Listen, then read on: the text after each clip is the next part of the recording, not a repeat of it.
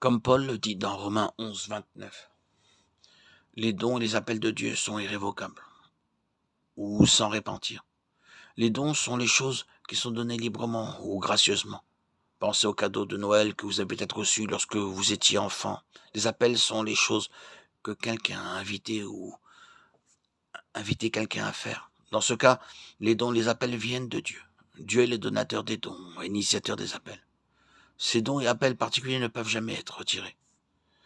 Dans le contexte immédiat de Romains 11, 29, Paul discute de la place d'Israël dans le plan de Dieu. Romains 1 à 8 discute de la condamnation, de la justification, de la sanctification et de la glorification future du monde entier.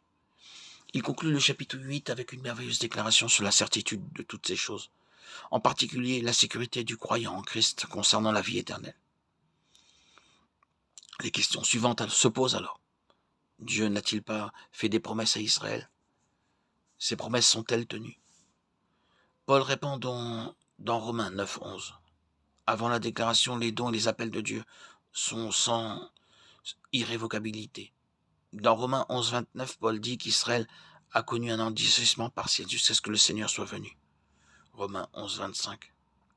Lorsque tous les non-juifs qui seront sauvés recevront le salut, Israël reviendra à Dieu. Et l'histoire et l'avenir d'Israël sont fondamentaux pour comprendre. Romains 11, 29. Dans Genèse 12, Dieu fait une promesse à Abraham. La première partie de cette promesse est « Je ferai de toi une grande nation ». Genèse 12, 2. Abraham suit le commandement de Dieu et quitte sa patrie. Dieu accomplit sa promesse en faisant des descendants d'Abraham une grande nation, Israël. Dieu appelle Abraham à être le père de cette nation.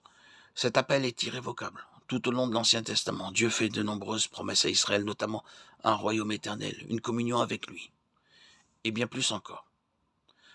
Jérémie 31, 31, 34, 2 Samuel 7, 12, 13. Les dons et les appels de Dieu aux croyants en Christ sont également irrévocables. Par exemple, le don gratuit de Dieu, c'est la vie éternelle. Romains 6, 23. Ce don est accordé à ceux qui croient en l'œuvre achevée de Jésus-Christ, à savoir sa mort et sa résurrection. Ce don est véritablement éternel. Paul conclut ensuite que du point de vue des païens, les Israélites sont des ennemis, mais du point de vue de Dieu, ils sont ses bien-aimés.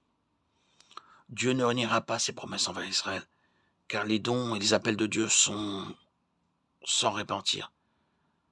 Paul était sûr que Dieu avait des plans pour Israël. Le peuple avait endurci son cœur contre Dieu, mais les dons et les appels de Dieu sont sans repentir. Dieu n'a pas regretté ses dons et ses appels et ne les a pas révoqués. Même à ce jour, Dieu n'a pas accompli tous les dons, appels et promesses donnés à Israël. Mais nous pouvons être certains, comme Paul, qu'il le fera. Et sûr que les promesses de Dieu s'accompliront. Ces promesses seront sûres, irrévocables.